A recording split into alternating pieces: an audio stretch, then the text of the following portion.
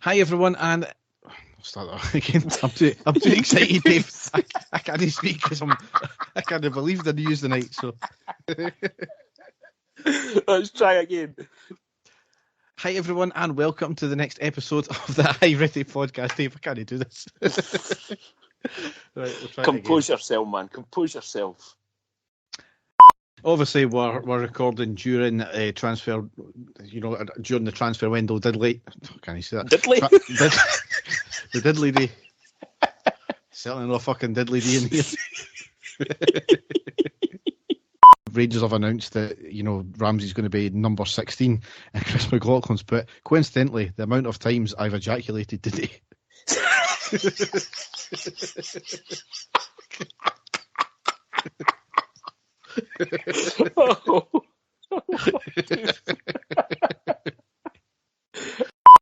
What's the word that I'm looking for? I'm getting all tongue-tied here, Derek. I'm so excited. And the stadium erupts in red, white and blue. You've never seen anything like it. Let's go.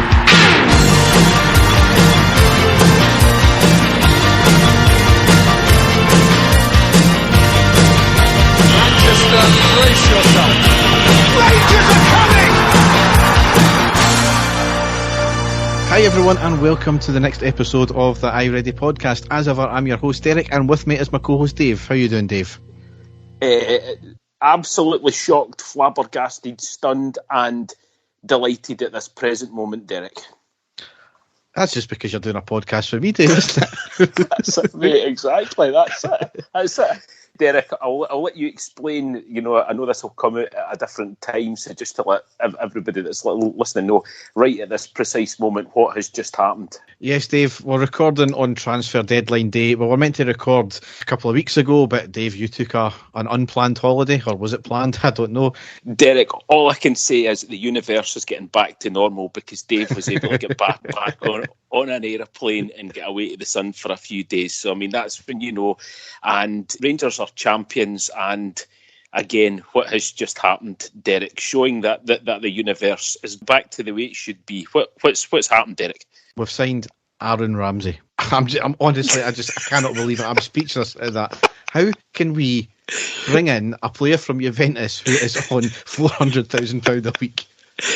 Derek, I know that you don't do the whole rumour thing, but even I laughed when I first saw the rumours linking Aaron Ramsey with Rangers this morning. I absolutely wet myself and I just dismissed it straight away.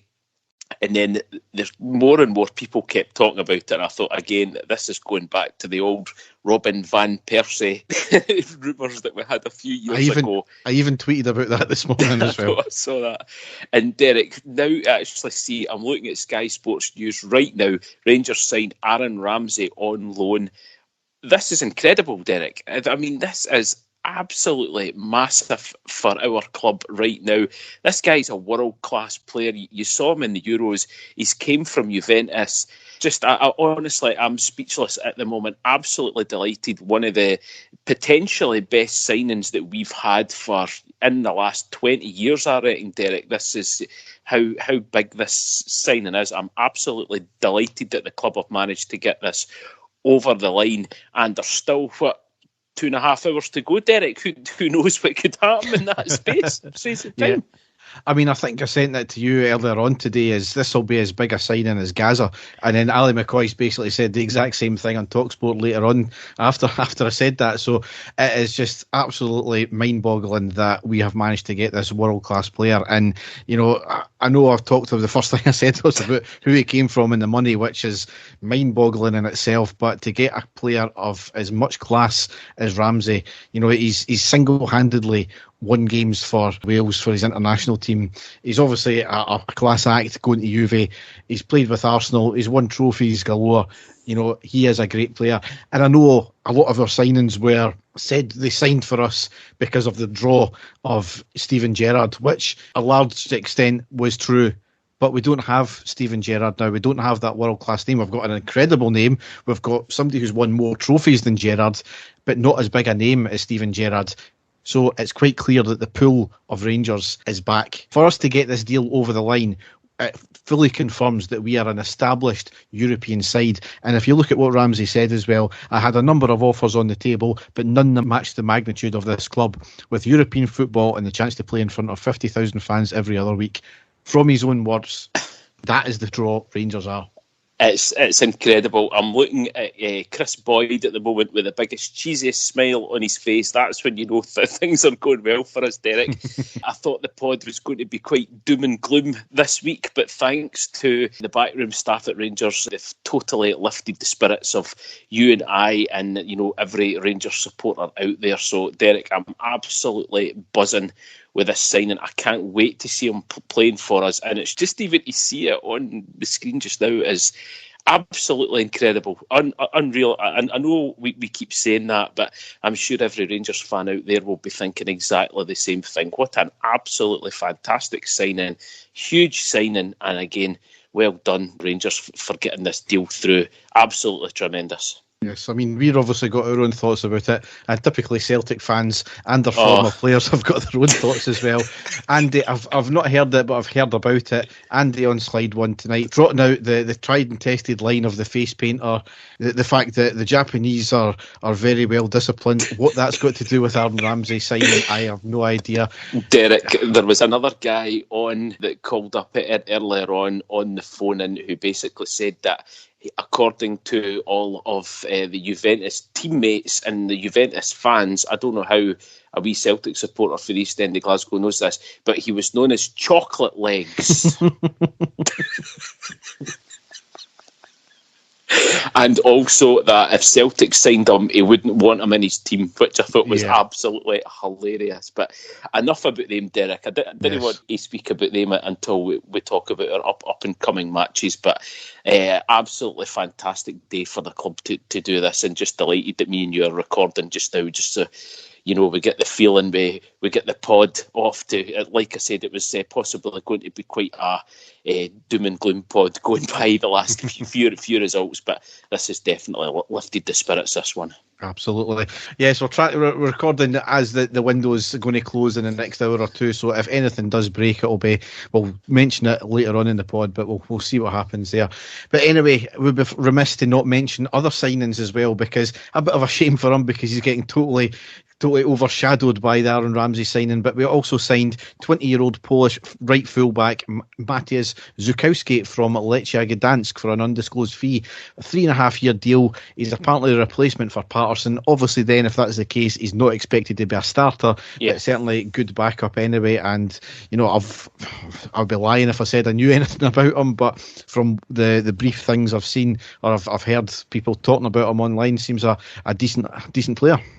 Derek, why don't you just go out onto Twitter, onto a Celtic fan page? They'll give you a full analysis of this guy, tell you how bad he is, and he'll be a liability and all that. No, I'm the same as you, Derek. He's obviously been brought in as cover. He's a young player.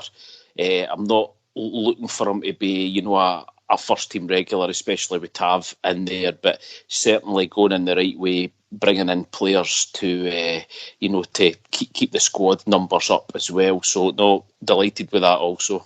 Yeah. Also, we've made a few other signings, and obviously because we've been delayed in recording, they've already played, but we've signed James Sands. He's a 21-year-old defensive midfielder from New York City on an 18-month loan deal with that's exclusive right to sign on a permanent deal as well. Yep. He's just won the MLS Cup under Ronnie Dyler, no less, as well. And he was named as New York City's Young Player of the Year for 2021. So certainly what we've seen of him so far, 2 games he's played, I think, he's certainly seemed assured. Pity has been in teams of bad performances and obviously a bad result there the last game, but certainly not bad from what we've seen so far. Yeah, it certainly sounds as if he's got the pedigree for being such a young player. Derek, highly regarded in America, highly regarded with the national team as well, so hopefully one for the future. And as you say, I don't think he put a foot wrong in the games, which we'll get into. Wasn't a spectacular performance by him, but who did have the spectacular performances in the games that he played, so can't single the guy out. But certainly for him to come in straight away, it shows you that the manager has got high hopes for him and is trusts him for what he's seen. So things can only get better in that way, Derek. So again, another excellent addition to the squad. Yes. The next player we've also signed in the window is 19-year-old winger Ahmed Diablo. He goes by Ahmed, apparently, on the back of his shirt, on a 6-month loan deal from Manchester United, no less. Highly rated youngster. Cost Man United, I think, 19 million a season ago, which could rise to 37 million. He signed from Atalanta, I think, last year. A couple of games he's played, he's been pretty much the standout player, hasn't he?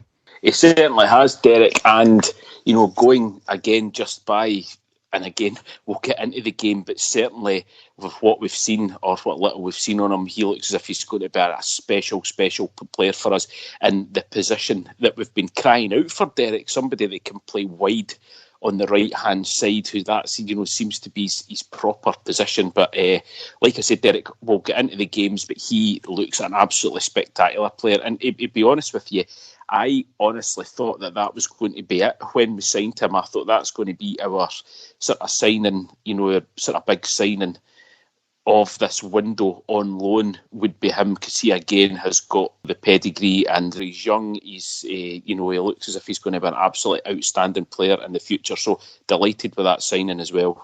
Yeah, we don't have an option to buy him at the end of the loan, so kind of imagine that would be the case, considering he's very young.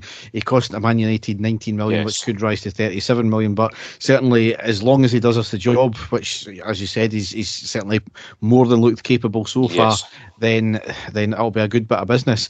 On that note, with Ramsey, obviously, he's on something like £400,000 a week, which, if reports are correct, so I don't know the full details. I don't know if it's been fully disclosed yet, but what was getting talked about was Ramsey. We paid Juventus £2 million for to loan him till the end of the season, and they're paying his full wage, which seems a bit mad, to be honest, considering that's not the real reason for loans. But we'll take it if it's an incredible bit of business. So I don't know how much we're paying, if anything, if we're paying Ahmad anything. So we'll just need to wait and see if anything gets disclosed of that one.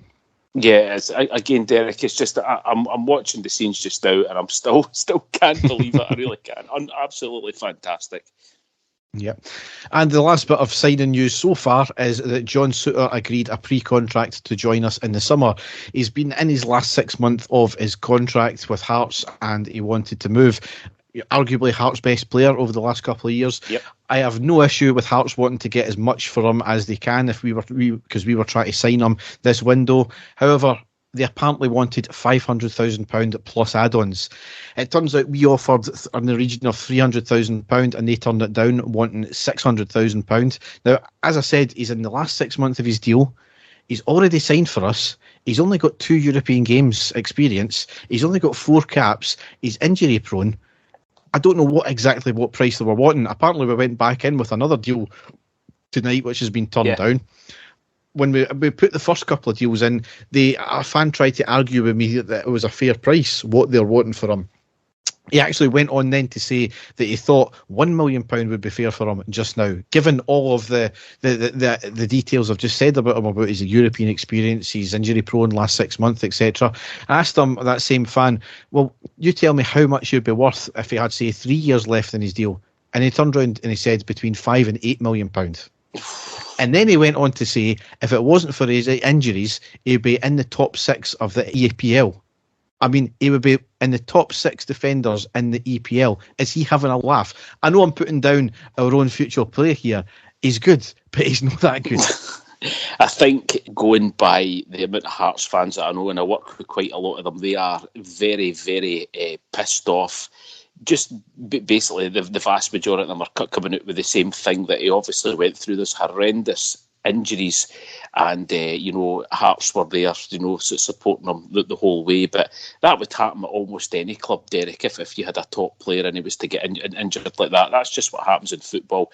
And I had to remind the vast majority of them that they basically did exactly the same thing with the same player with Dundee United as well, when they signed him for Dundee United. So, I've got no sympathy. That's the way that football works.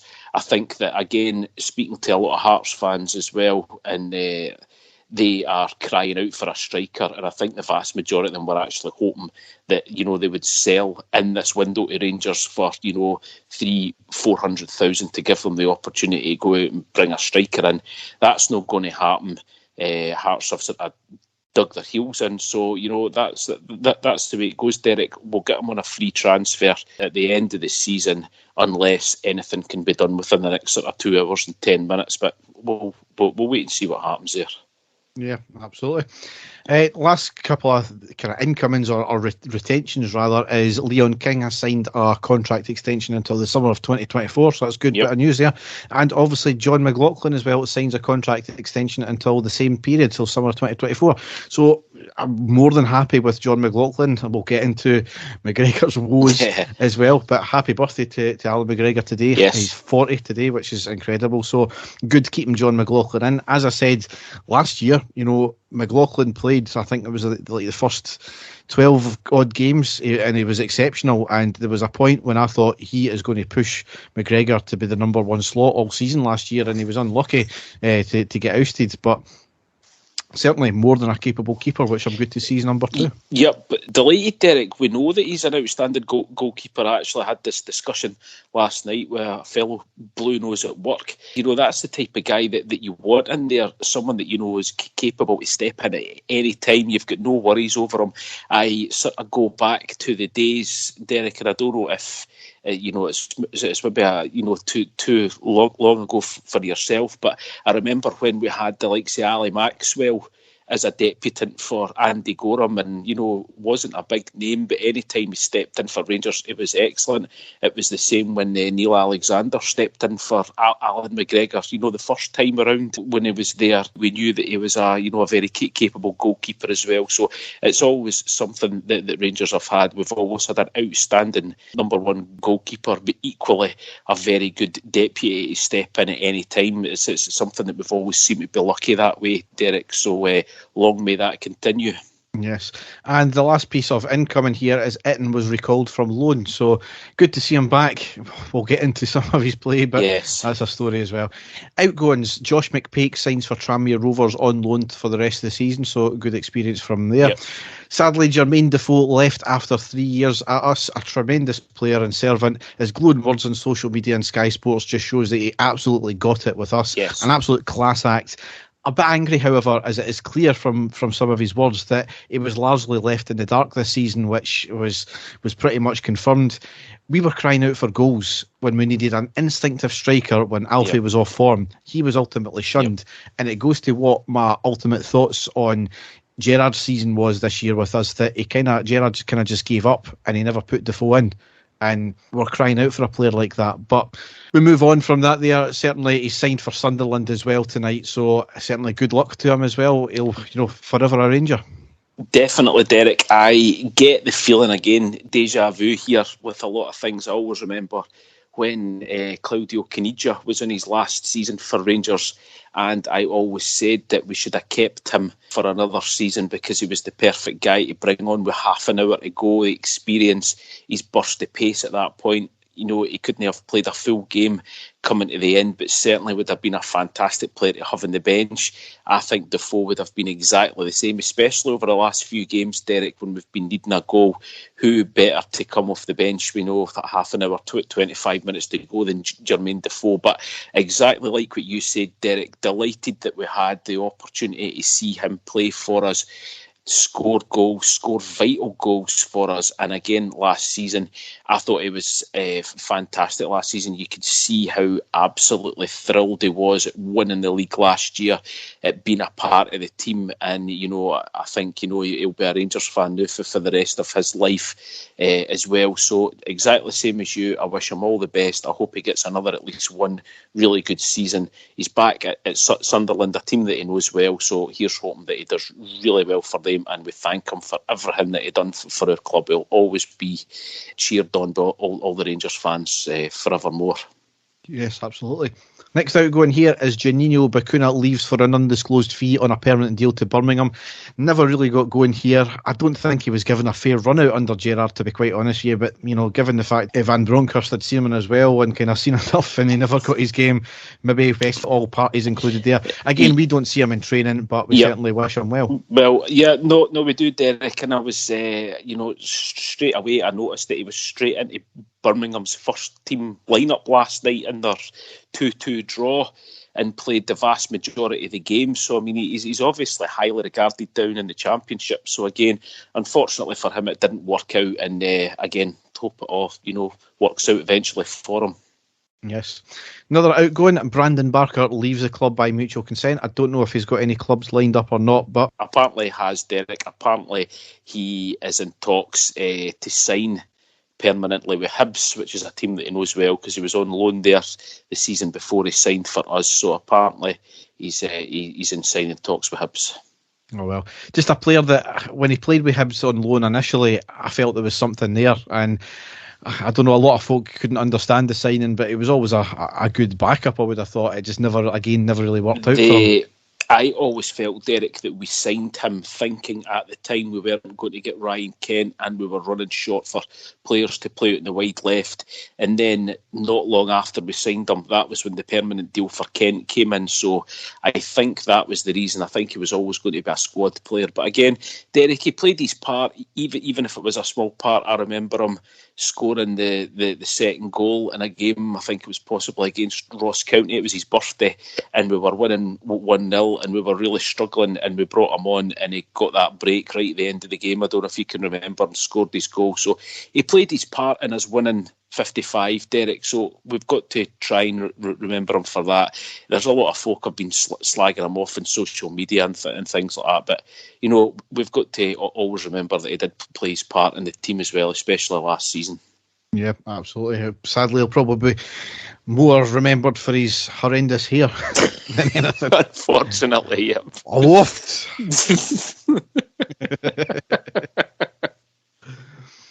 And the last outgoing is Stephen Kelly, joined Salford City on loan to the end of the season, so good luck to him there as well. The only other thing that I've got to mention about transfers is Goldson has not signed an extension for us so far, so he's free to speak to any other clubs. Apparently Forest and West Brom sniffing about him. Similarly to Tavernier, he gets a lot of OTT criticism, and because of that, people defend him to the hilt, even when the criticism is actually justified. He hasn't been perfect.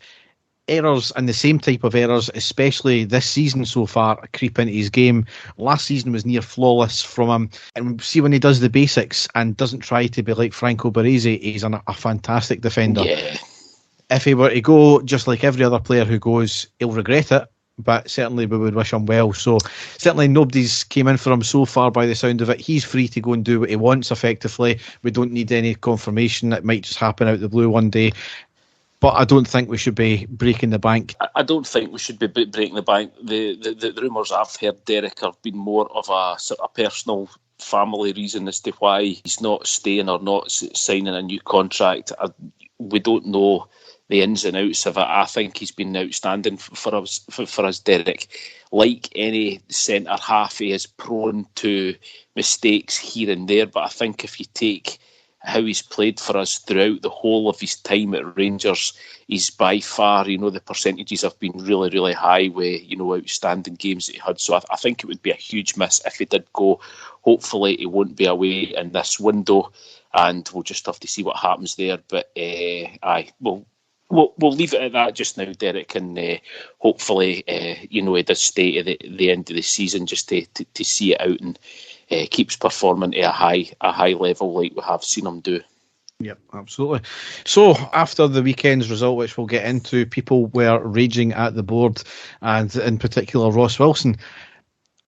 I really, really don't understand why, because we'll get into it, because what happened at the weekend was nothing to do with not bringing in signings. It was to do with individuals making horrendous errors. Yes. And players not playing to the full potential and just letting their concentration go. It was never about bringing in players. However, this window, we've got rid of a few players that were fringe players and we've brought in, granted on loan, but absolutely class. And as long as they push us on to win the title, it's a wee bit of speculation. and it's going to get us a big war chest and at the end of it. So certainly I am more than delighted. The board have fully backed the manager again.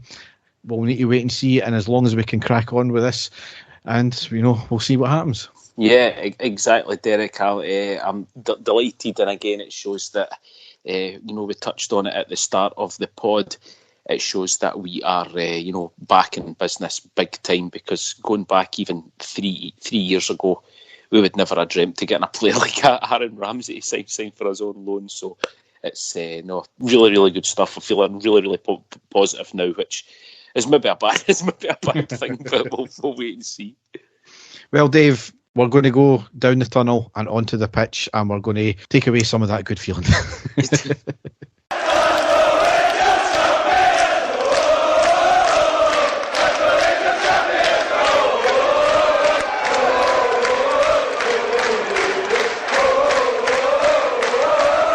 So we may as well get into the 4 games we've got to cover tonight. So the first game was Tuesday, the 18th of January. It was a 1-1 draw away to Aberdeen in the Premiership. So a number of players were out injured or on international duty. Contrast that with Celtic, who, out of the 14 players that they played the previous night, 10 of them would not be available had the winter break not been delayed. That's an absolute shocker, that. Yep. On that note as well, on the 11th of January, Sturgeon announced that 500 fan limit on outdoor sports would be lifted from the 17th of January, which I think was quite surprising to all of us, because what we expected and what the dentist was intimating in the press, that there was going to be further restrictions, or they were going to continue. So I suspect that there was a bit of pressure, given England didn't impose the same ridiculous cap and there was no spike in cases seen. So certainly good. I'm glad England done that, because it helped us out that way. Yes.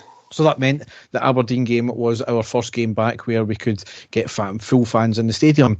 Not that Aberdeen, filled their own quota in their own stadium, mind you, but I'll let them away with that one because it was a Tuesday night. So right, okay.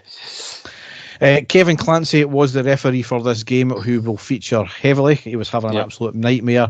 There was one change from the St Mirren game as well for us. We lined up McGregor, Tavernier, Goldson, Bassey, Barisic, Kamara, Sands, Hadji, Kent, Wright and Morelos. On the subs bench we had McLaughlin, Simpson, Balogun, King, Lundstrom, Bacuna, Sakala, Itten and McCann. Now, in the first half, not the most of convincing performance. However, we did find ourselves 1-0 to the good.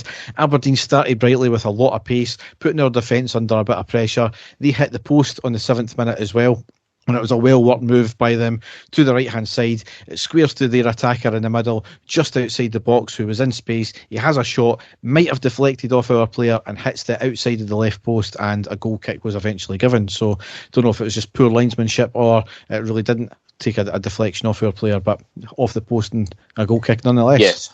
We were giving Aberdeen acres of space in the final third. However, fortunately, clear-cut chances for them never really materialised. One did, however, on the 20th minute, which will no doubt cause the usual suspects to be claiming a conspiracy, as there was a long ball up over our defence. McGregor comes charging out.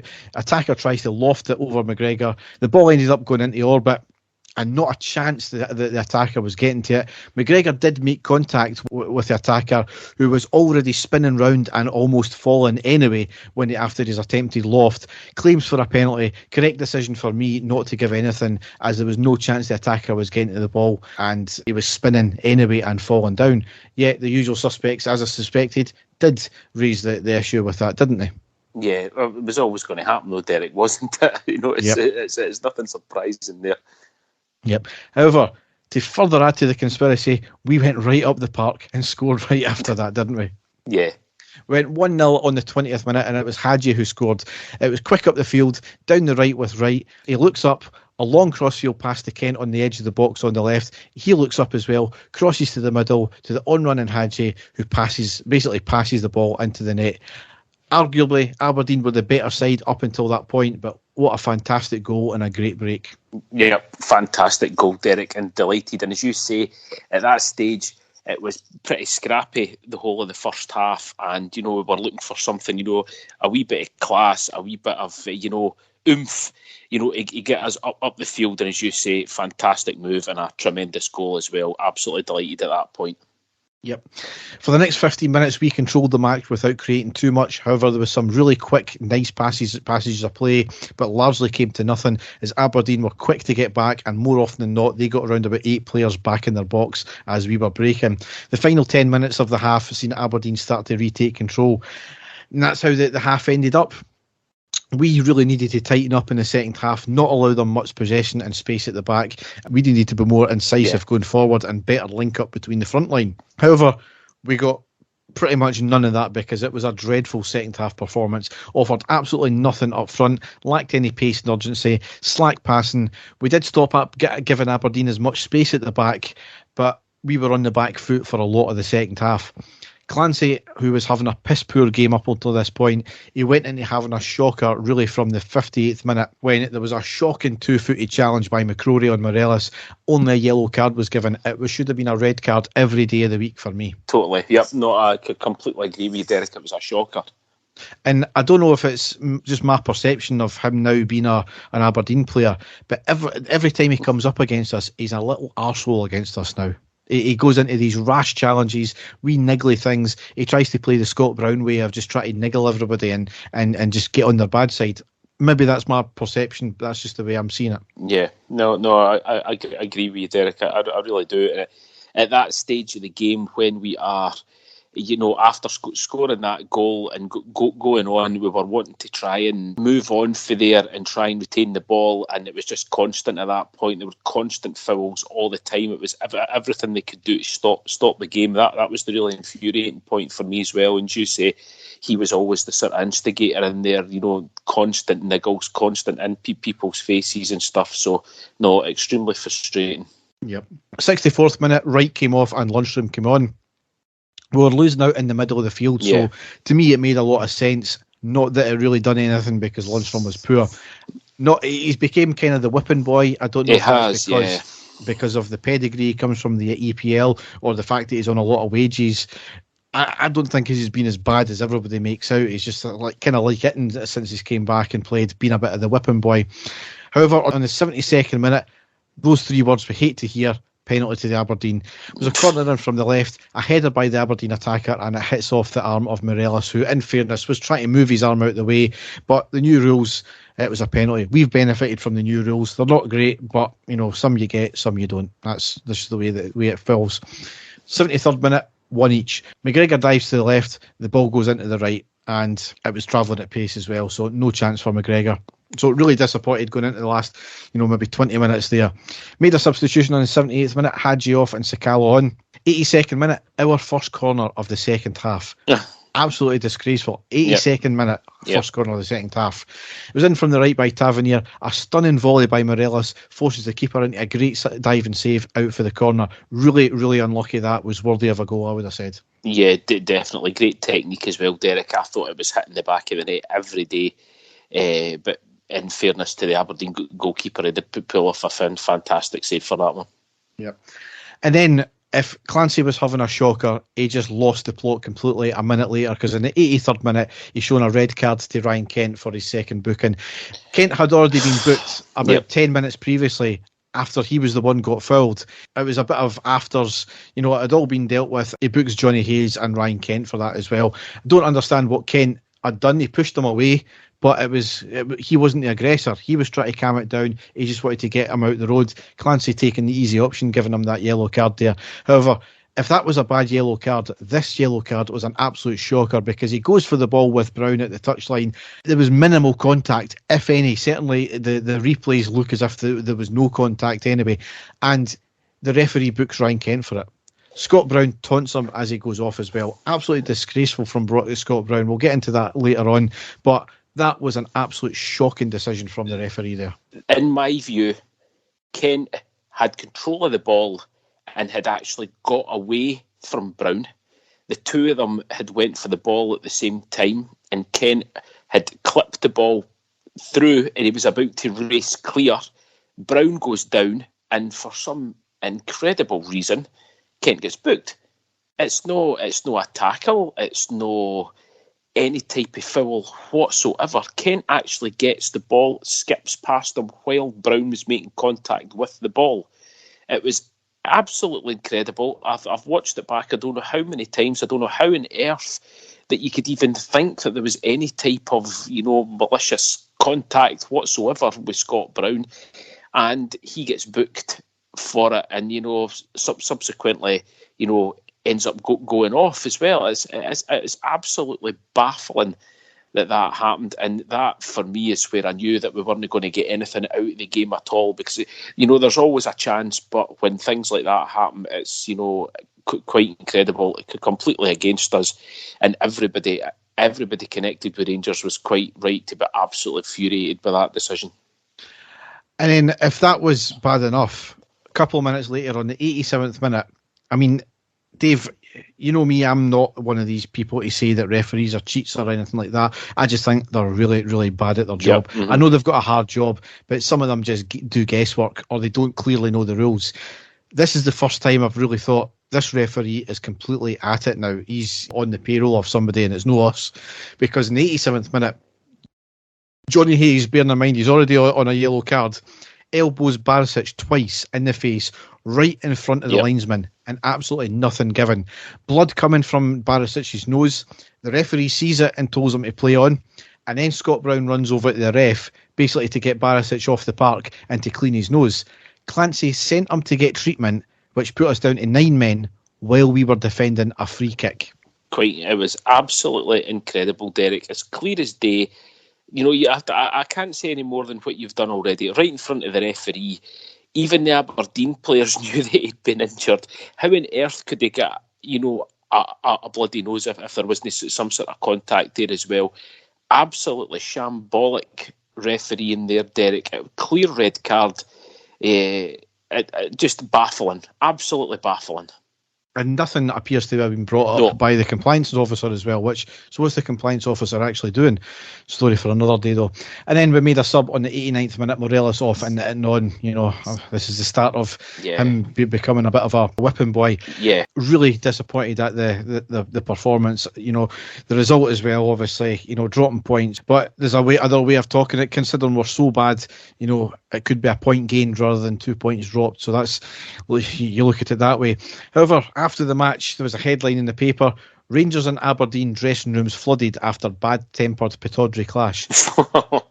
Kind of makes out there was some sort of stramash in the dressing rooms after.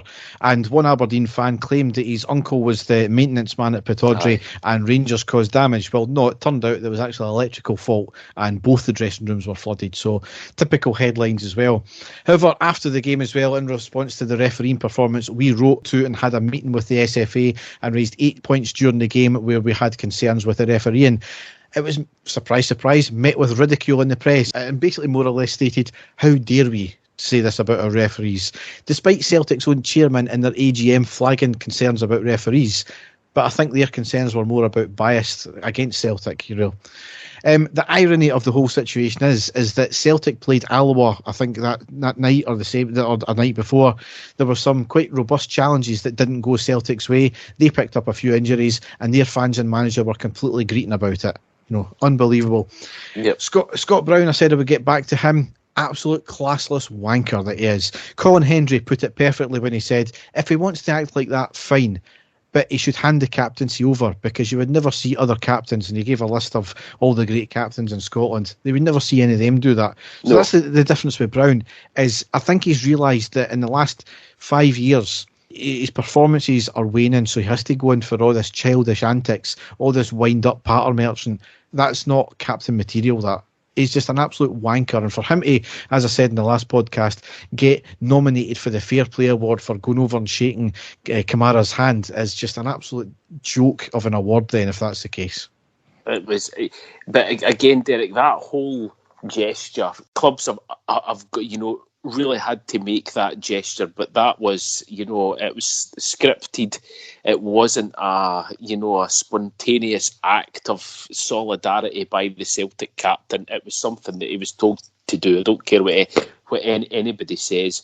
He'd done it. It was a gesture that was there, but exactly like you said, he's always been the same right the way through his career, Derek, and because of the fact that he was a Celtic captain for so many years, fuck all gets said about it in the press. We all know why. and he's continued these shameful performances off the ball up Aberdeen as well. So it's just, it's to be expected from him. I don't think he'll ever change, to be perfectly honest with you. No. But anyway, we'll move on now because we will go to the next game, which is Friday the 21st of January. It was at home to Stirling Albion in the Scottish Cup round 4. We were won 4-0. Obviously, given the fact that it was the first home game since the new year as well, the Loving Cup ceremony was presented as well, which was always great to see. Stirling Albion, I think that was the first time they've experienced that as well, and they put a glowing letter out to Rangers and their fans as well, which was brilliant. 8 changes from the Aberdeen team. Morelos was called up to the Colombian squad for the World Cup qualifier, so I'm not sure if he had left before this game, but he wasn't involved in any case. So we lined up McLaughlin, Tavernier, Lundstrom, Goldson, Hadji, Itten, Simpson, Barker, Bacuna, Balogun and Sakala. On the subs bench we have McCrory, Bassey, Sands, Wright, Roof, McCann, King and Lowry. Now, first half, it was a comfortable and perfunctory first half, if not a little unsurprising. Fully in control.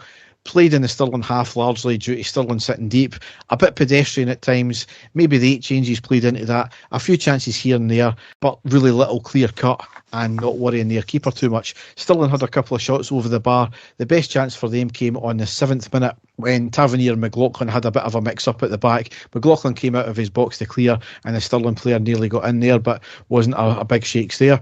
14th minute, big change because Hadji got injured and he had to come off, and the youngster Alex Lowry came on. Now Hadji, it was a knee-to-knee collision in the box when trying to go for a shot, a real sore one it looked like. It was no malice in it at all, it was just one of these collisions, and unbelievably it turns out that he's out for the rest of the season and he had to have an operation as well. It's amazing that the fact that innocuous challenges like that always turn out to be the worst. Mols, Michael Mols is a good case in point of that, a non-event of a challenge, and he's got a career-ending injury. Yeah, we just have to hope, Derek, that everything's went well with his surgery and his, rehabilitation goes to plan and it doesn't, affect him too much and he gets back to full fitness. But, as you said, Derek, there was, at the time, it didn't look as if there was much in that at all. And it's turned out to be something quite serious for him. So, here's hoping that everything's okay for him and, and he gets back in the team soon. Yes. However, always good to see a youngster getting on, and it's always a chance for them to grasp their opportunity. And by God, Lowry has grasped that opportunity, hasn't he? Because only less than 15 minutes been on the park, and he scores, and we go 1-0 up on the 31st minute. We started the move in midfield, drove it forward. There was a pass to Bacuna, who got it to the edge of the box, squares it to Lowry on the right, who shoots to the left and into the back of the net. A lovely all-round goal, but amazing from Lowry as well. Absolutely brilliant, Derek. He was like a total sparky light when he came on. He had a wee flash just before that as well, a turn. And, I think that got everybody's attention. There was just about 3 or 4 minutes before that, he ghosted past one player and then twisted past another to play a fantastic ball into the box. So we were already, excited at that point. And then for him to score that goal as well, absolutely brilliant. And, really well controlled goal by him. He knew exactly where the goalkeeper was and where the ball was. And fantastic for him as well at Ibrox to get his first goal like that for the team and to spring the team into life, Derek, because it basically was like a pre-season friendly up to that point, wasn't it? Absolutely, yeah. However, we basically secured the game on the 36th minute because those 3 words you love to hear, penalty to Rangers. It was a cross in from the right, cleared by the defender, and the referee blew his whistle. A bit of confusion for a few seconds as it wasn't actually clear what he was given, and then he points to the spot for a handball. You're looking back in the replay, what a spot by the referee there, because certainly in real time, I don't think anybody in the stadium or anybody watching at home on the TV could have told you that was a handball, but in the replays, it was a clear handball. So, what a spot. Up steps Tavernier a minute later on the 37th minute and he makes it 2-0. He shoots to the left, the keeper dives the right way, but it was too well placed. Brilliant. Yep, it was superb at that point, Derek. As you say, I wasn't sure at first what the penalty was for, but again, great spot by the referee and, excellent. We were in control of the game anyway, but you get the second goal really did sort of cement the result in the end. So, no, good stuff. Yes.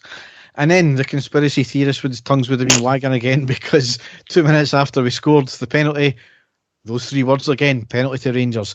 Barker taken out from behind in the box, correct decision. And as I said in the post-match, is you can have one penalty, 100 penalties in a game. See if it's a clear-cut decision like that, then it's a penalty, regardless of what you think. However, on the same minute, 39th minute, Tavernier missed. He hits it to the left again, but it was just at the right height for the keeper, and it was a decent save, or rather a bad miss, because he should have probably put it to the other side. But, hey ho, just as well, it wasn't an important game where we needed to score in again. At that point, the game was effectively done. Get some minutes into the players for the second half. Don't pick up more injuries. A few more goals would be good, but I don't think we should have been overextending ourselves. So that was my hopes for the second half. Yeah. And second half, a dominant display. Us completely on top. Played in the Stirling half again. Never really got out of first gear. Scala had a volley off a defender early on. We had a header saved by the keeper onto the bar. 59th minute, we scored and made it 3-0. And it was Itten that scored. It was a lovely move with Lowry showing some great skill near the box to feed the ball to Lundstrom, who gets it into the box. He passes to Itten, who takes a touch, rounds the defender and hits it into the back of the net from inside the 6-yard box. Great goal. Yep, good goal. Instinctive finish by Itten as well. And that's what I was hoping for him, Derek, because, he's came back. He would be desperate to get on the goal sheet. So great for him. I know it's no disrespect to Stirling Albion, it's not top opposition, but to be a striker, you're always wanting to score, and he'll be delighted that he managed to go on the goal. The goal scoring list at that point. Yep. 60th minute, Balogun came off and Leon King came on. Lowry had another good shot, and shortly after that made another sub on the 67th minute. Barker off and Roof on. Stirling's best chance of probably the game was a shot from inside the box, and it was at pace, and Mclaughlin had a decent save for it. And then we rounded out the game on the 86th minute when we went 4-0 with Sakala scoring. It was a lovely pass from Bacuna to the left side of the box for the on-running pacey Sakala, cuts it inside, free of any defenders, and hits it at an angle into the back of net. Good goal. Great goal, Derek, and great for him, because as he came out on social media later on saying that he could now go and get his hair cut because he had vowed that he wasn't going to cut his hair until he scored a goal. So really pleased for him, and so will his barber. No, it was a great goal, Derek. Pleased for him. We have all taken this wee guy to our heart, haven't we? He always looks so happy, so delighted to be there. He really sort of lifts the mood of the players and that, I think, as well. So delighted for him to score, regardless what competition it is. So great stuff. Yes. So that's how the game ended up. So the couple of games the next day, and that's when the draw was made as well. And that was for the 5th round, and we drew Annan Athletic away. So that's going to be played on Saturday the 12th of February. It's a 5:30 kick-off though, which is a pain in the hoop. Pity it's away as well, but we'll take them any which way they come. Yeah, definitely, Derek. Yep. Celtic play Wraith Rovers at home the next day, so typical home draw for Celtic. Where's the conspiracy theories there? Eh? Blah, blah, blah, you're starting to sound like one of them, Derek. So yeah.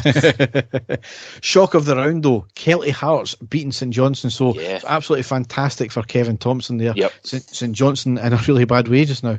Yeah, they certainly are. For a team who looked so assured last year, double cup winners, it just shows you if you get rid of 2 or 3 your top performers for the season before, it really can affect a club like St Johnstone, and it certainly looks like it has, because I do actually rate their manager really highly, Derek, but I think his hands were maybe tied by having to sell players and stuff like that, so they're not looking in great shape at the moment. No. Next game we've got to cover was on Wednesday the 26th of January. It was a 1-0 win at home to Livingston in the Premiership. We made 7 changes from the Stirling Albion game. On this note, Morelos, Aribo, Ken, Jack, Hadji, Helander and Davis all missing for this game. Yeah. So, there's your half a first team there pretty much. Conditions were really, really bad as well. Driving rain and windy as well, if I remember right. So we lined up McGregor, Tavernier, Goldson, Bassey, Barisic, Kamara, Sands, Lowry, Wright, Sakala and Itten. On the subs bench were Mclaughlin, Simpson, King, Lundstrom, McCann, Barker, Roof, Arfield and Jack. So the first half, a really frustrating first half, as we had a bulk of the play, a number of chances, but just really needed somebody to stick their leg out and be more alert. There was a bit of disconnect at times. Lowry was the clear standout, however, Yeah. and he was involved in most of the chances we had. He looks comfortable and confident, which is really good to see. Livingston have been quick on the break, and we've had to keep it tight at the back. Most of the chances have come from the wings and some good play to get the ball to the box. Decent enough crosses put in, but the attackers were missing or really fluffed their lines.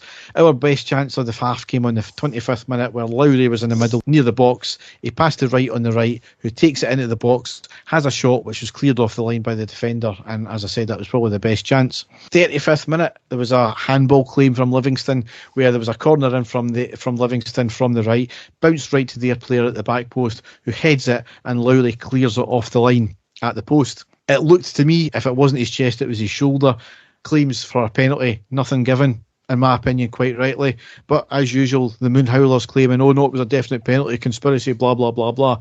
It's the same every single time, Dave, when there's a potentially contentious decision, oh, the referee must be cheating. But again, Derek, it's to be expected. We all know if there's anything that's suspect like that, it is always going to be like that with us. So I really don't pay too much attention to that at all, to be honest with you.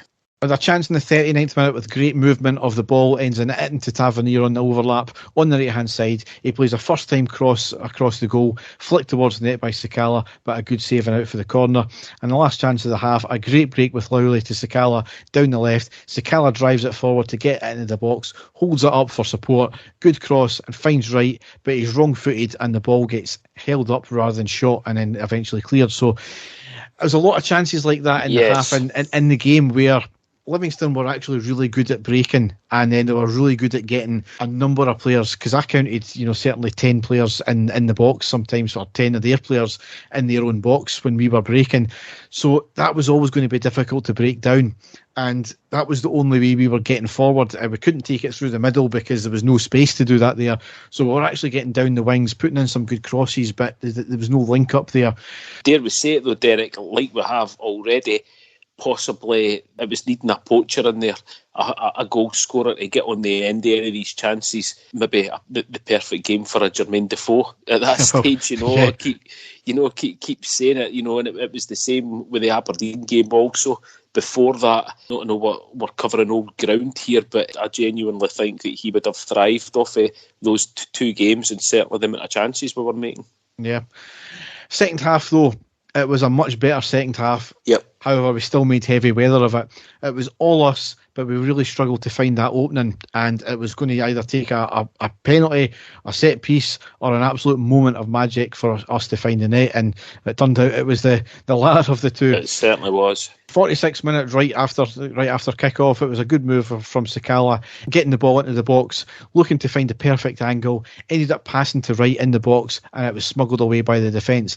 Just fucking shoot the ball, Sakala, that's all we're asking, and it might take a pinball off anybody and then go into the back of net. As I said in the post-match as well, we were doing that earlier on in the season, just having shots, and there was a game where we actually got 2 deflected goals because we were having shots, so that's all we needed to do in a crowded box. Yep. I mean, a substitution on the 59th minute. Sands and Itten came off, Arfield and Roof came on, and certainly one of them was an inspired substitution.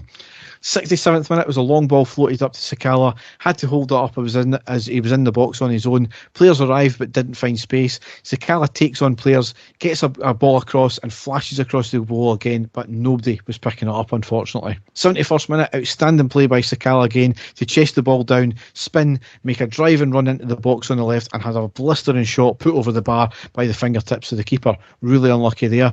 And then, fortunately, a moment of magic on the 75th minute from Arfield to make it 1-0. An absolute stunner. Barisic on the left passes to Sakala. Barisic makes the run, demands the ball be played back to him in the space, which he points to.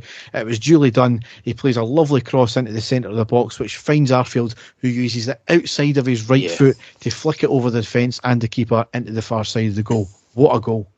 It was outstanding, Derek. As you say, the build-up play was excellent as well. We were needing somebody from midfield to be able to step forward, to score goals, to be a threat to score. And we all know Arfield can do that, and it was just a tremendous goal, wasn't it? As you say, the timing and the execution of the goal was excellent. The way that he flicked it with the outside his foot and dinked it perfectly right over the goalkeeper, and it dropped perfectly right down into the back of the net. There's even somebody in the line I don't think would have been able to clear that, because it was right into the back of the net. It was a fantastic goal and a match-winning worthy goal by Scott Arfield. It was something outstanding, and something that he'll look back on as well at the end of the season. An excellent goal for him, and relief for the rest of us, wasn't it? Because we were thinking it was going to be one of the days that we weren't going to get a goal, but absolutely brilliant by him. Yep. 76 minutes just after that, and this was already getting teed up before we scored. Wright came off and Jack came on, and it's good to see Jack back. And my God, how composed did he look in the 15-20 minutes he played. He just is taking balls out of mid-air. He was just so calm and collected at it all, and maybe that's what we've been lacking for all along, is just a really composed person in midfield. I think, Derek, you were talking about John Lundstrom earlier on. I think that is the type of player that we thought John Lundstrom was going to be for Rangers. Turns out that he's a completely different type of player than what Ryan Jack is. But as you say, for Jack to be out for so long, to come back and just look so comfortable as if he's been playing the whole time, it's brilliant, and it's really encouraging for us as well. That's we need Ryan Jack back fully fit to sit in the midfield there, because he's one of the best box-to-box players in the country when he's completely fit. So really, really pleased to see him back in the team. And then the last piece of play I've got here is a bit of a scare in the 86th minute, because the ball was floated up to our box from Livingston, bounced right in front of McGregor, who had to be alert as the attacker was looking, but he managed to gather it anyway. So it was nervy, certainly, especially given the fact that we just drew against Aberdeen in the league. But we got there in the end. It was difficult conditions, swirling winds, driving rain. Same for both teams, especially as well, given the fact that they were packing their box. But we got the result in the end, which was always good. Yeah, we certainly did, Derek. Delighted with that. Difficult conditions. Livingston are a difficult team to break down, Derek. They always are. So anything, I don't think anybody ever goes out and puts 3 or 4 past Livingston. If they do, it's very, very seldom. They are a defensive, hard to beat team. So I'll take that 1-0 against them, and the 3 points was all that mattered at the end of the day. Yes. So into the last game we've got to cover was the really disappointing Saturday the 29th of January. It was a 3-3 draw away to Ross County in the Premiership. Now, I didn't see the game live. I was away, and I managed to catch the game back up on yesterday there. So I've got the unfortunate commentary of this here. Again, there were bad conditions with the wind and rain. Same for both teams, granted. That certainly wasn't the reason why we drew the game. 4 changes from the Livingston game. We lined up McGregor, Tavernier, Goldson, Bassey, Barisic, Aribo, Arfield, Kamara, Ahmad, Kent and Itten. So this was good to see Ahmad go straight into the team. Yep. And on the subs bench were Mclaughlin, Sands, Lowry, Wright, Sakala, King, Lundstrom, Jack and Roof. So overall, it was a very poor first half display, despite starting off very brightly, because we got a goal on the 5th minute, and it was a debut goal for Ahmad as well. Yes, yep. Ball down the left, Itten slides in to win the ball, where he passes it to Aribo, who was running down the wing, gets it into the box, a lovely cross across the face of the goal, and more or less a tap in for Ahmad on his debut. Brilliant. Absolutely brilliant. Great way to get, to kickstart your Rangers career, Derek. A goal on your debut for him on the right wing, and finally a presence out there on the right-hand side for us. So, no, I think everybody's absolutely delighted. We were desperate to see him play, and a dream start for him. And then after that, though, we sat back. We allowed Ross County to come at us. We still had the bulk of possession, but done little with it. And the chances we did have were right at the keeper every single time. And then, inexplicably, Ross County scored and made it 1-1 on the 25th minute. Ross County went down the left, across into the box. McGregor has an absolute howler and comes out a couple of yards to catch it in what is normally bread and butter to him, but he spills it, and the alert attacker knocks it into the back of the net. An absolute shocker from McGregor there. I don't know what he was doing. He kind of gets away with things because he saved us so many times. Yeah. You pick him up on it, he'll learn. But what we'll go into, he never, and he just had one of these games that was an absolute atrocious game. Yep, no, really quite shocking. If we didn't, as you say, if it wasn't Alan McGregor, if it was another goalkeeper, we would all be absolutely fuming and, questioning why he was in the team. But we know that as McGregor, we know that he's very seldom prone to these mistakes, but that was an absolute shocker by him and his standards. And then, unbelievably, 4 minutes later, we went 2-1 down on the 29th minute. It was a long ball knocked up towards our defence, who were sitting high. Barisic heads it, but right to the Ross County player, who heads it forward again. Bassey, no idea what he was thinking, tries to swing a high leg at it, but completely misses it, allowing the attacker to pick up the ball and slot it past McGregor through his legs. It was shocking defending, but again, it was bad keeping. I felt McGregor could have done a lot more with that there. Certainly no leave his legs lying wide open for that. Yeah, I know. A really sort of easy one again, Derek. And that's the infuriating thing. We had prided ourselves on, especially last season, how rock solid the defence was. That was just far too easy for them. It was pretty amateurish and just really, really disappointing at that stage, wasn't it? We, after that, didn't show really the urgency you would expect. No. We had a bulk of the play again, a couple of good passes, a play ending in shots, but again, right at the keeper. So that's how the first half ended up. Certainly, Ahmed looking good with some nice skillful play, as was Aribo. Other than that, really not many players showing what they're actually capable of. So into the second half, a dominant display in the second half, yet a moment of stupidity from McGregor cost us in the last minutes. That cost us the 3 points. We came out the traps flying and got the goal on the 49th minute, and it was Tavernier who scored to make it 2 each. We were knocking the ball around well, played to the right side to Ahmad, lovely step overs to outfox the defender, has a blistering shot at the edge of the box. It was saved by the keeper, rebounded out to the defender who tries to clear it, but only to the back post, which finds Tavernier, who shoots it into the back of the net. Tavernier picks balls up in strange places, sometimes more like a striker. Yeah, no, it was, and it was an excellent finish by him as well, Derek. It was a sort of poacher's an instinct for him to get the goal, and a fantastic time for us to get the equaliser still with nearly the whole of the second half to go. Yeah. 55th minute, laying siege to the Ross County defence with countless shots, about 4 attempts, Aribo involved in everything, getting balls across, willing to get the ball back 3 times, several chances from others, but couldn't get a clean shot up, and some last-ditch defending from Ross County at that point there. Made a substitute on the 59th minute, Itten off and Roof on. Now, as much as he didn't contribute a hell of a lot, again, from the comments I was seeing on Twitter, because I was keeping up to date on Twitter with it, they were saying he was having an absolute shocker. To me, I didn't see that there. He was trying his bit, Derek. I think everybody was just getting a bit frustrated. He's not Alfredo Morelos, Derek. He doesn't play like him. Alfredo Morelos, for us, in my opinion, is the perfect lone striker for us, just because of his physical presence, constantly biting at people's ankles and desperate to get the ball, always playing on the last man.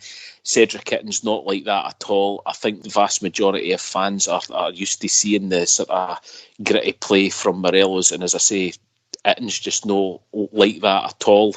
I don't think he should be getting the criticism he's getting either, Derek, because he has been away for some time, but quite ineffective, to be perfectly honest with you. But again, not getting a lot of the ball, not getting a lot of chances up to where he was. So, a bit unlucky there. But I agree with you. I don't think he should be getting the level of criticism that he has been getting. 63rd minute, Ahmad was on the right. He drives it forward, cuts inside and hits a shot and deflected out for the corner, so unlucky there.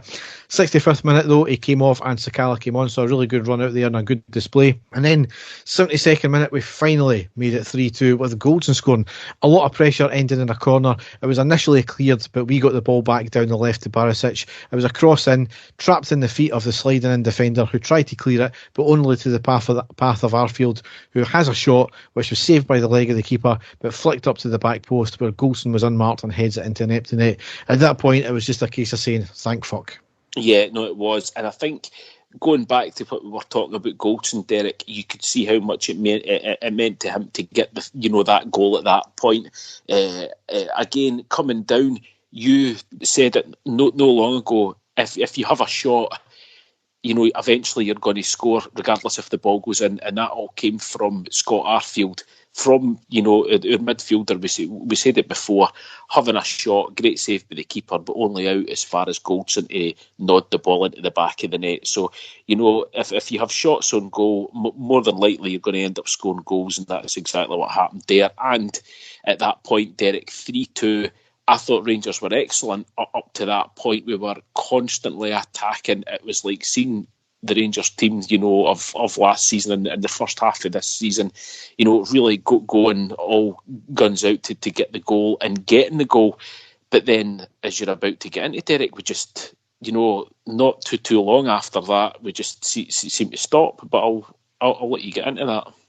Yep, we could have made it 4-2 though. Yeah. A few minutes later on the 77th minute, because Roof gets the ball at the edge of the box in the centre with his back to goal, uses his strength to hold off the player, spins and hits a shot which hit the inside of the post. Arfield unlucky not to get the rebound as well with his outstretched leg, so really unlucky that there. Bit of a turning point at that stage, Derek. Did you not think if that had went in, it was game over? Yep. After that, I don't think we sat back like people were saying, but we certainly did drop the pace a wee bit. 90th minute, we made a substitution with Arfield off and Lundstrom on. And then there was inexplicably 7 minutes of added on time. Now, I know their keeper was down injured. I think he might have broke his nose for a wee bit of time. And there was a number of subs in the game, but there was nowhere near 7 minutes of injury time there. However, not that it really mattered, because on the 95th minute, Ross County pulled the goal back and made it 3 each. It was a corner from Ross County from the left. The ball was not cleared. A ball was knocked towards our goal by their attacker. It was a slow pace and bouncing. McGregor, for some reason I'm still to work out, he decides to half-heartedly come out and slide in for it with his knee. I don't know what the fuck he was trying to do. It hits off him, right to their attacker at the back post, who hits it past the defender and into the net. 2 goals that were shipped by McGregor this game. I have been trying to think, Derek, and trying to analyse what McGregor was actually thinking, and I'm not going to put it on the defence at all. I'm putting this solely on Alan McGregor, because it wasn't a blistering shot or anything like that. The defence left it because it looked to me at that stage that it was just going to be an easy gather for Alan McGregor, just to sort of pounce on the ball, keep a hold of it. But I don't know what he was thinking, Derek. He hesitated slightly. He was very slow to react, and it just gave them the chance just to slot the ball into the back of the net. It was just really shambolic, something that should have been really easy for McGregor to deal with, a guy with his experience, and it turned into a total shit show by him. And at the end of the day, he's cost us the 3 points. There's no way sugarcoating it. Everybody said exactly the same thing. And just really going by how well that we played in the second half, to not being able to see the game out at that stage solely on in the game is just really, really poor and really, really disappointing. And it put me in a mood for fucking two days after it. Basically put me in a mood right up until 9:30 tonight, where my spirits have been completely lifted. Now, I mean, a lot of folk were then blaming Kamara. They were particularly blaming Lundstrom as well. Now, Lundstrom played a big Hollywood pass, apparently, which lost us possession. It was played up the field. We got possession back. Kamara tried a pass to someone, and it was a short pass, which we lost out of possession. And then we conceded the corner. So you can't blame Lundstrom, because the defence has got a job to do. And then we should have defended the corner. And then if Alan McGregor just done the basics right, then the ball wouldn't have went in the back of the net for Ross County. So to then come round and say, oh, well, Lundstrom shouldn't have been playing a Hollywood pass. Aye, well, maybe that's the case, but at the same time, you can't blame him for us conceding, because there was a hell of a lot to go on there after that for us to do before the goal went in. So you can't, again, this is, Rangers Twitter, is they blame, you always have these whipping boys. Now, I'm not saying that Lundstrom's been amazing. I'm not saying he's been great, but to solely blame him was a bit poor, I felt. And it kind of led into what I was saying earlier on when I was talking about the transfers, is people were absolutely raging, oh, it's the board's fault, Ross Wilson, what the hell is he doing? Us drawing that game was nothing to do with us not signing players. It was players not doing the basics right, players that we are fully aware that they've got more than enough capability to beat. What were they? I think the third bottom at that point. Definitely. So nothing to do with signings, it was to do with players' attitudes ultimately. However, after the game, Ross County player Regan Charles Cook found racist abuse posted to him online. Really, really not acceptable in any shape or form. I've no idea at this stage who done it, but it really doesn't matter which team you support or who the player plays for. It's an absolute disgrace and should not be happening in this day and age. That follows on from a freelance journalist and Rangers fan having been victim of racist abuse at the Stirling Albion game at Ibrox, as well as Nnamdi Offbor receiving racist abuse while gaming as well. I mean, if this is any of our fans, now I don't know who's done it, but ultimately, we cannot have a leg to stand on about claiming about Cadella being a racist and then Kamara receiving racist abuse and then some of our own fans, if it was them, doing the same thing. It is not acceptable in any shape or form whatsoever. And I hope the powers that be and also Rangers, if it's anything to do with any of our fans, are working hard to try and root that person or people done it out. I know there's a police investigation into the Offbor one, so I can imagine it's the same with the other ones as well. It's a disgrace. It is a disgrace, Derek, regardless who's done it, regardless what team they support. The reasonings behind it is absolutely disgusting. There's absolutely no way that it should be anything to do with society, regardless if it's football or anything. There's no excuses whatsoever. There has been a lot of things said, which I'm not going to repeat, blaming certain people and our support. There's been nothing concrete yet, so I'm not going to condemn any set of supporters just now. I'm basically just going to do it to the people who have done that for, there's absolutely no reasoning behind it whatsoever for each one of those cases, Derek. Absolutely shocking. I was really disappointed in the stories. And again, Derek, I can only go by what I'm reading on social media, and I'm reading it in the media as well. But the freelance journalist that you told me about as well, we should be doing everything to make the people's experience of going to watch Rangers for the first time to be absolutely magical. And regardless who said it and what context or whatever, that's ruined it for him. It's made him now. It's the old saying that if you think of a certain support, whether it's one or two bad pennies, it's that they're going to think that every single Rangers fan is like that, and it paints us all in a really puts us all in a bad light. And I absolutely hate thinking that there's anybody out there that thinks that all these Rangers supporters are all the same. But unfortunately, and I'm afraid in society, that's the way that it is portrayed, Derek. So I'm disgusted as well. And for everything else, exactly like you said, Derek, we can't be on our high horses about Kamara, and if we find out it is anything to do with our club and our fans, and I'm absolutely embarrassed by it. And it's just there's absolutely no place for it in society at all, Derek. Disgusting. No.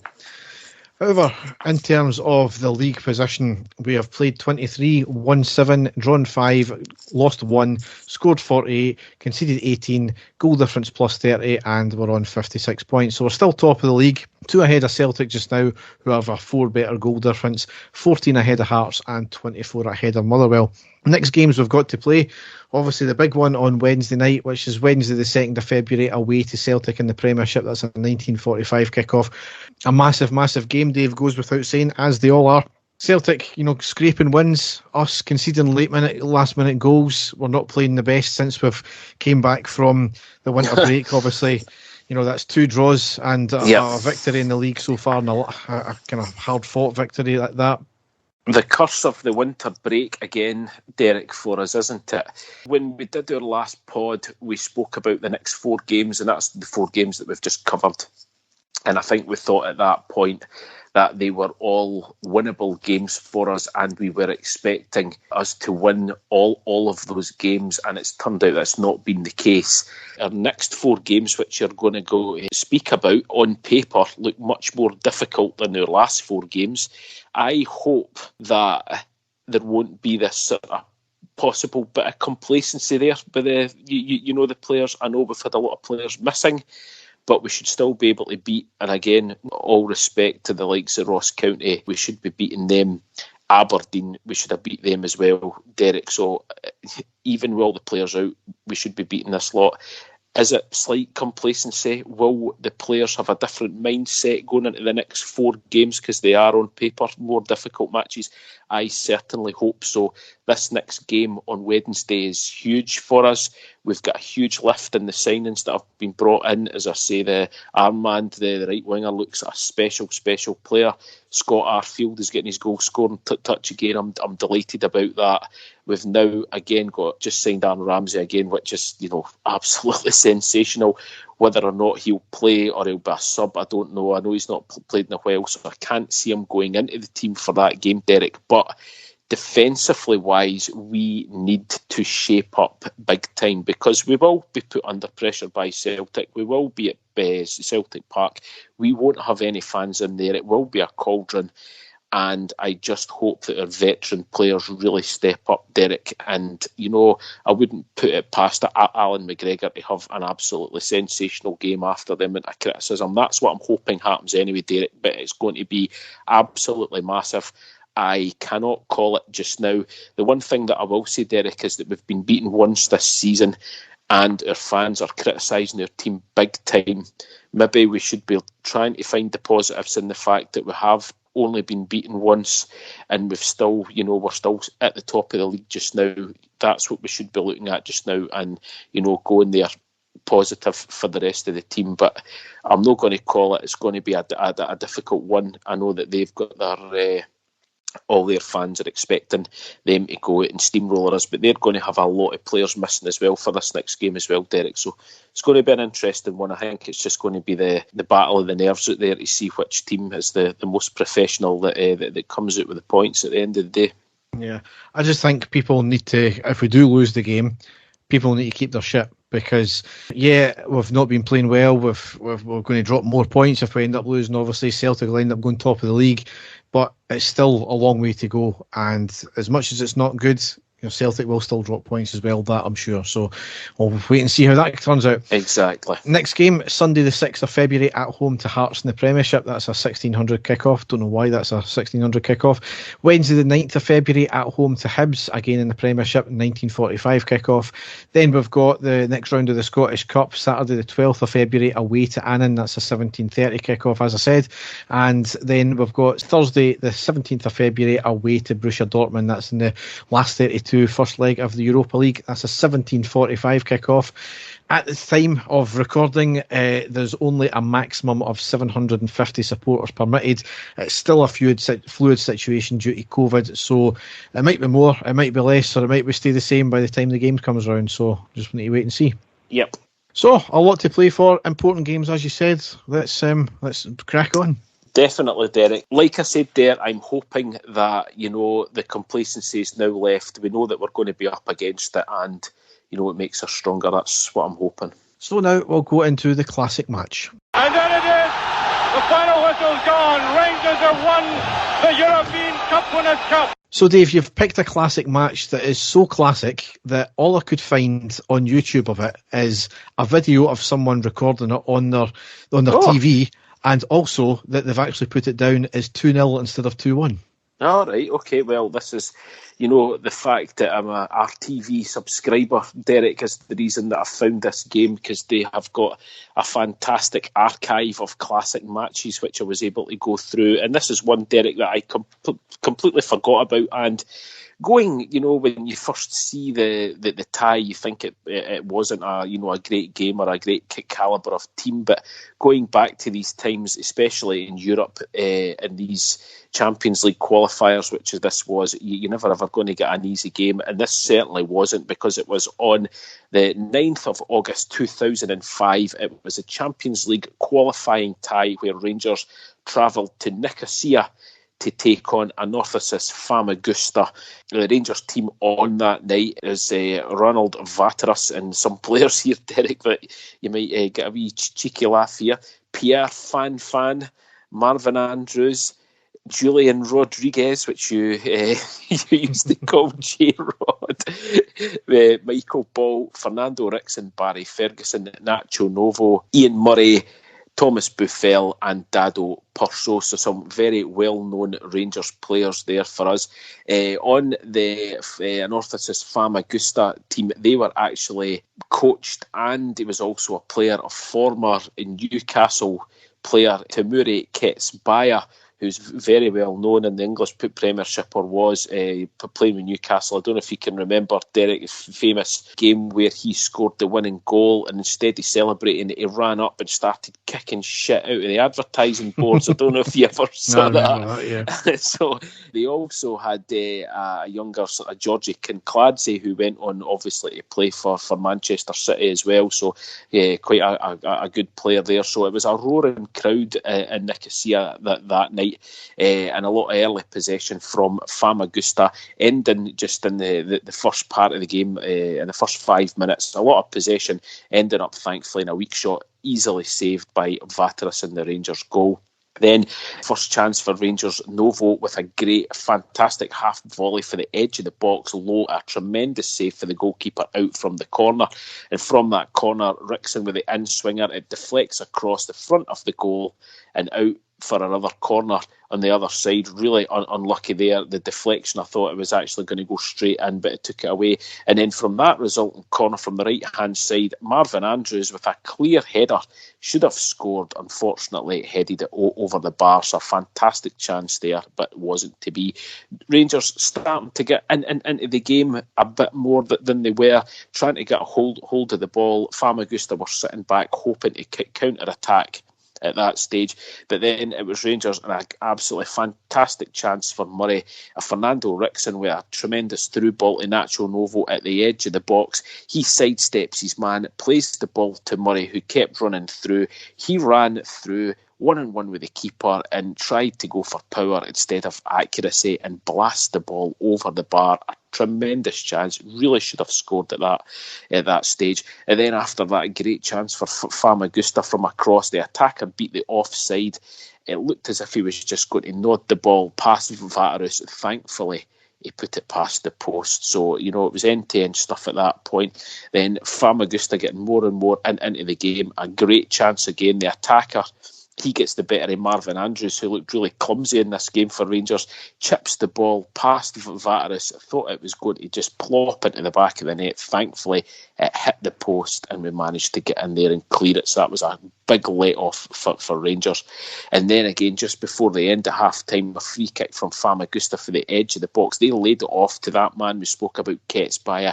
He hits an absolute thunderous George Albert's-esque shot.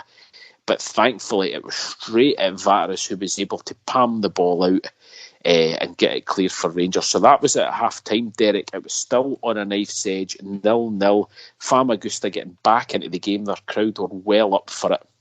But into the second half, Rangers decided to try and keep a hold of the ball, and it paid off for them because they really were just passing the ball about, making Famagusta do all the running, and the possession play was excellent at that point. But just after that, Ketsbaya actually won the ball back, and it was Marvin Andrews again who, like I said before, wasn't having a great game. Ketsbaya steals the ball from him. He has a long shot, but thankfully it was low and wide. So a wee change there for Rangers at that point. Lovenkrantz comes on for Buffel, and then that was in the 58th minute. Rangers now passing the ball well, forcing the play, and then thankfully Rangers managed to get a goal to go 1-0 ahead on the 64th minute. There's Purcell in behind the defence. It's a great effort there by Rickson, and it's turned in the end. Rangers have taken the lead. Nacho Novo. The crucial away goal has been scored. It was a throw into Rangers on the right wing. The ball gets thrown into Dado Purcell. He gets control of the ball on the bounce. He crosses it in, and then a spectacular scissor kick from Fernando Rickson. It was going to be goal of the season, but an incredible save by the Famagusta goalkeeper. But he palms the ball straight to Nacho Novo, and he lashes the ball into the back of the net to make it 1-0 to Rangers. Tremendous, fantastic time to score because Famagusta were coming back in. Their crowd were well up for it, and that silenced them at that point.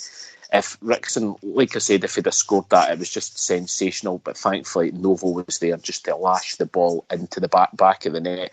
And Rangers now on top. The Famagusta team were shocked that Rangers had scored. You could see that it would knock the stuffing out of them.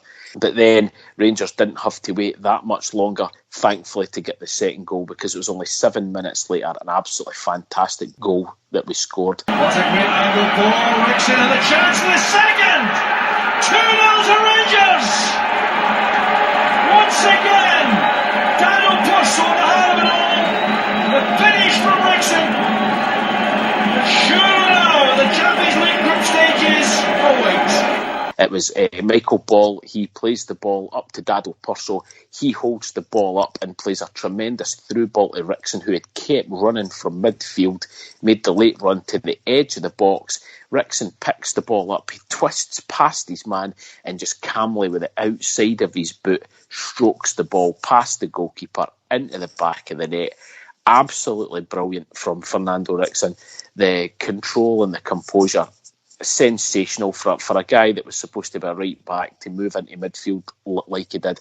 Absolutely tremendous. And, you know, that was the tie over at that stage. 2 away goals, absolutely fantastic. Or at least we thought that's what it was going to be, because only a minute later, absolutely shambolic defending from Rangers. Really, really poor. Famagusta with a hopeful long ball.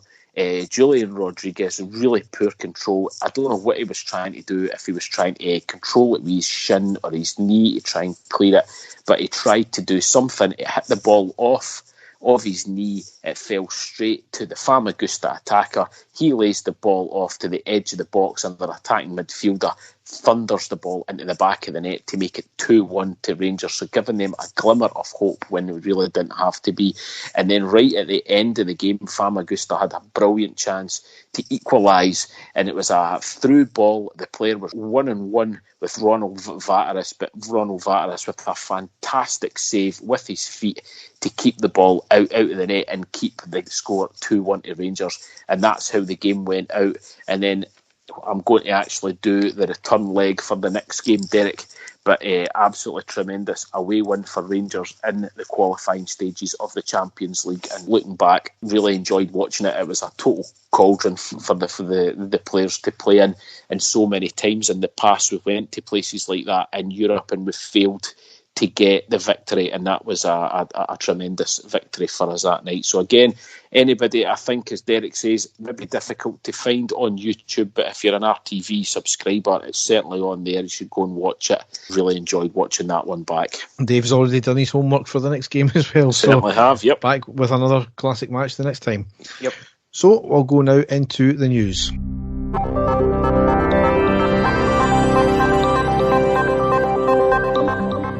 So a few bits and pieces to cover as ever. Morelos was named December Player of the Month and Gio was named December Manager of the Month. So certainly well justified. Nobody can complain about that because we were immense in December. Yes.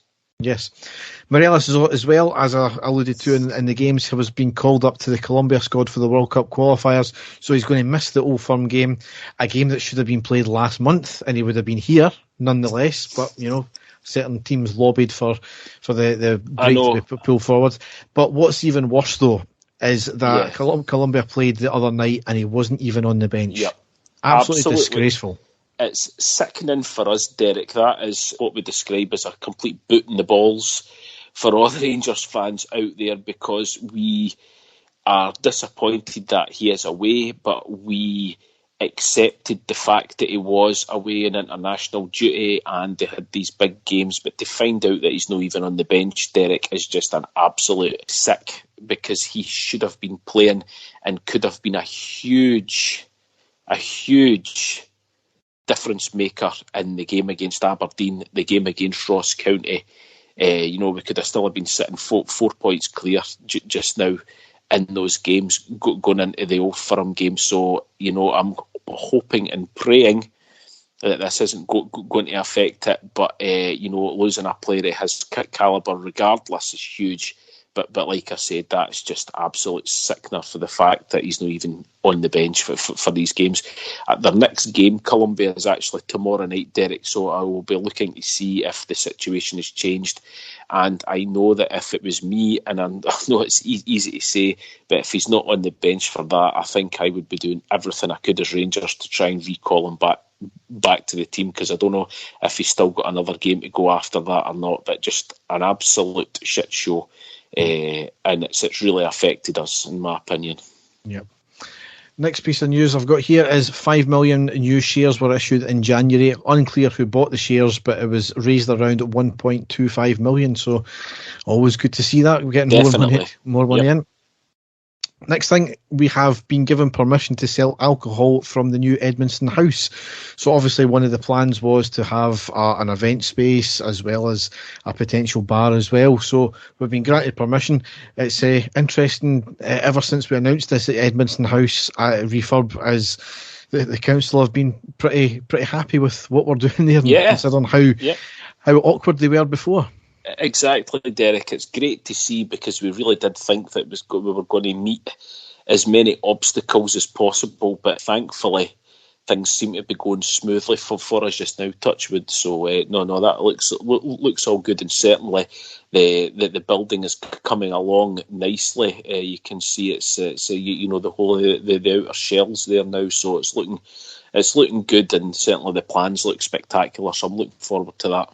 Yep, absolutely. Next thing, David Greer loses his fight for damages over the Rangers case. Now, he was obviously one of the administrators, I believe.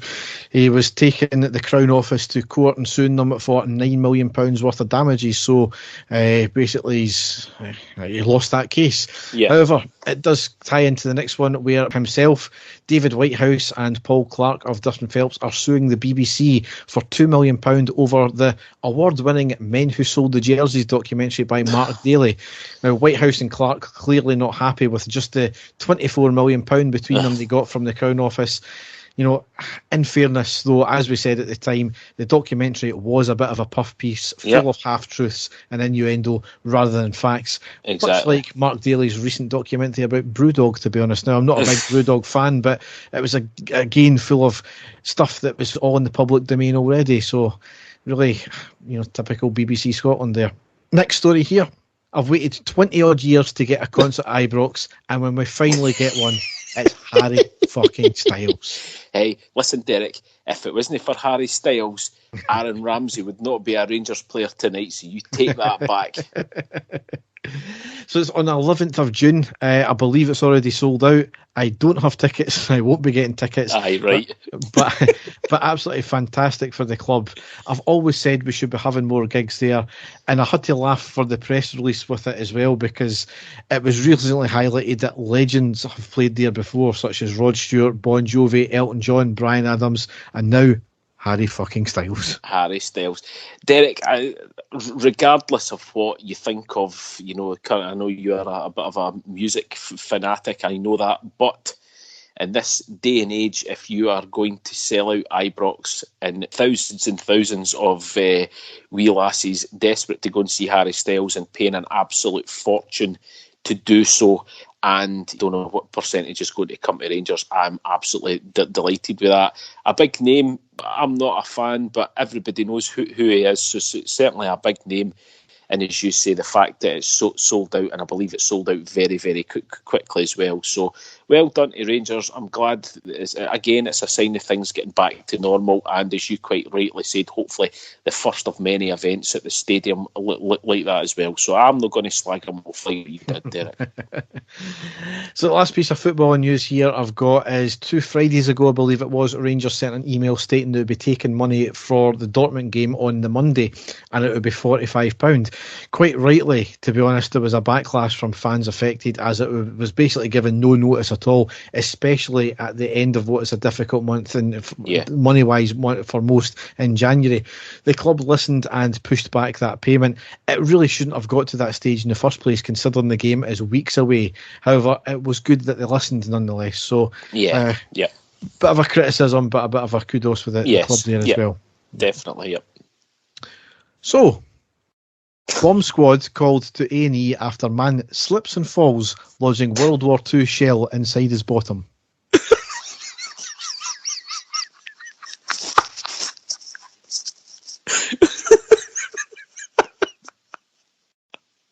A bomb squad was recently called out to Gloucestershire A&E department after a man arrived with a World War II shell lodged in his rectum. Explosive experts from the Army Explosive Ordnance Disposal Team rushed to Gloucestershire Royal Hospital in Gloucester after medics feared the 57mm shell could be on the verge of exploding inside the unnamed man's backside. The man, who is said to be a collector of military items, claimed he slipped and fell on the 6cm armour-pierced projectile, which subsequently became lodged up his bottom. He slipped and fell while he was naked. Well, exactly. He sought medical assistance after realising he couldn't get it out. Oh, it's hilarious, right? Speaking, a source revealed, the guy said he found the shell when he was having a clear out of his stuff. He said he put it on the floor and he slipped and fell on it, and it went up his arse. He was in considerable amount of pain. I think he collected military memorabilia. A police spokesman informed that the item had been removed prior to police arrival and the Army Explosives Ordnance Disposal Team were contacted. A defence source commented, "It was a solid shot round. It was chunky, pointed lump of lead designed to rip through a tank's armour." It certainly ripped through something anyway. It was basically an inert lump of metal, so there was no risk to life and not to anyone else's. Oh, I'm It's, you know, the thing that gets me, Derek, is obviously he's went to hospital and he's thought to himself, how the fuck do I explain this one?